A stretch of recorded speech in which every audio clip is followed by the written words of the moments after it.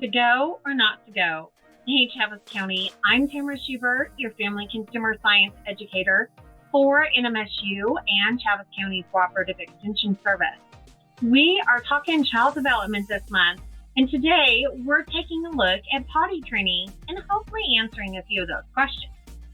Potty training is an important developmental milestone for our toddlers, and most toddlers develop the necessary physical and mental skills between 18 and 24 months, with most being completely potty trained by 36 months. This is great for you as parents and for your family's pocketbook. As much as we may want the diaper stage behind us, it's important that we work on our toddler's time schedule and not our own. Things will go much easier and frustrations on your part and theirs hopefully kept to a minimum. So keep an eye out for physical, cognitive, and behavioral signs that your toddler may be ready to give it a try. What are those signs, you may ask? Well, here's a couple of questions to answer. Do they imitate your behavior? Do they put things where they belong? Shoes in a closet, books on a shelf, toys in a basket. Can they demonstrate independence by saying no? I think most parents can answer yes to this one at some point. Do they express an interest in toilet training? Can they walk and sit down on their own? Can they communicate their need to use the restroom? And this may not always be vocal. Can they pull their clothes up and down or on and off? Can they follow basic directions? And can they stay dry for a couple of hours? The temperament of our child, which includes motor activity, intensity of reaction, mood, initial approach and withdrawal responses, adaptability to new situations, attention span and persistence, distractibility, and sensory threshold and frustration levels. All of these things should be taken into consideration when determining if our toddlers are ready for potty training and what strategy for toilet training is going to work best for them. If the toddler is facing changes such as a new school, a new sibling coming along, or maybe traveling a lot over the next couple of months, you may want to wait till the seas are calmer before taking the plunge into toilet training.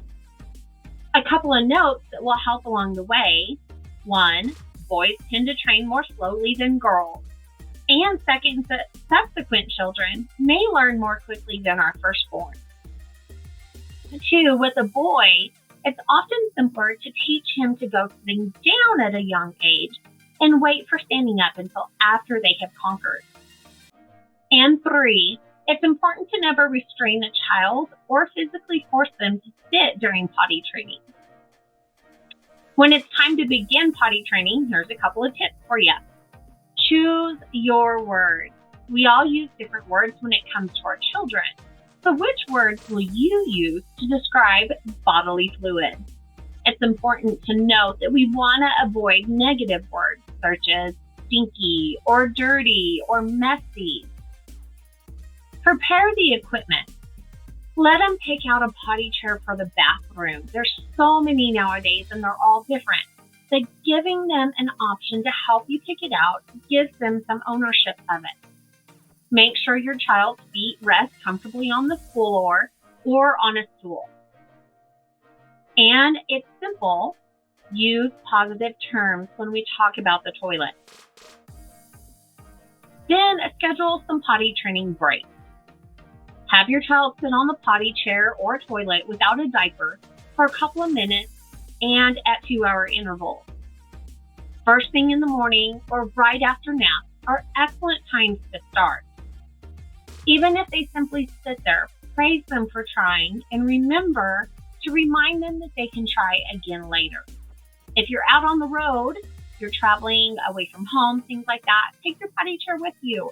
It gives them a sense of familiarity. When it's time to go, it's important to get there fast. So when you notice the signs, respond quickly.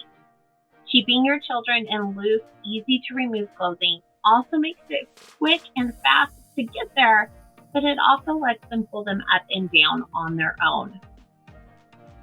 When it's time to ditch the diapers after a couple successful potty breaks and remaining dry during the day, let your children pick out their favorite underwear, or if you want to switch to training pants, let them pick their out too.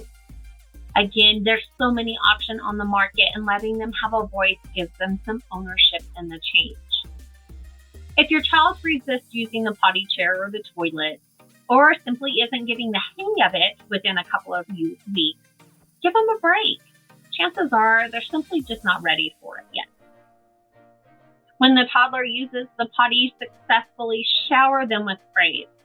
Provide them with that much needed positive reinforcement. Chances are the child will continue to have accidents from time to time, but they will start to grasp that getting something in the potty is a huge accomplishment. An accident doesn't mean that we have failed or they have failed. And when it happens, it's important not to get angry or punish the child. After all, it's only recently that their muscle development has even allowed them the ability to accomplish this task at all. And the child's simply still learning why it's important to use the potty. Mastering this process will take time.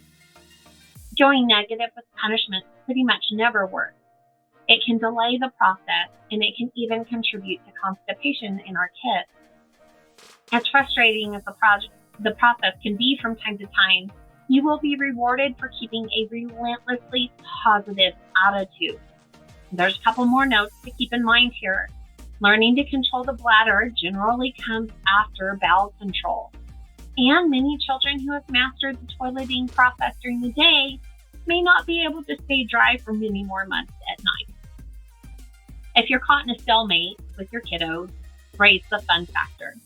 If you approach potty training with excitement, your children will be more likely to stay motivated. Grab some of that blue food coloring from the pantry and use it in the potty. See if they can make it turn green. It's exciting when we can turn it into an science experiment. Try putting several of their favorite books in a magazine rack or next to the toilet that they can enjoy when they have to go. And if they start to lose interest and it's well into potty training, offer some rewards. They don't have to be expensive or extravagant rewards either. One of the most popular methods is stickers. Let them have stickers. You can even let them, again, select them from the store and let them have a voice in the reward system. It's exciting to watch that bounty of stickers accumulate on the poster or a calendar or paper, whatever they want to stick them on. Join us next week for more information on child development,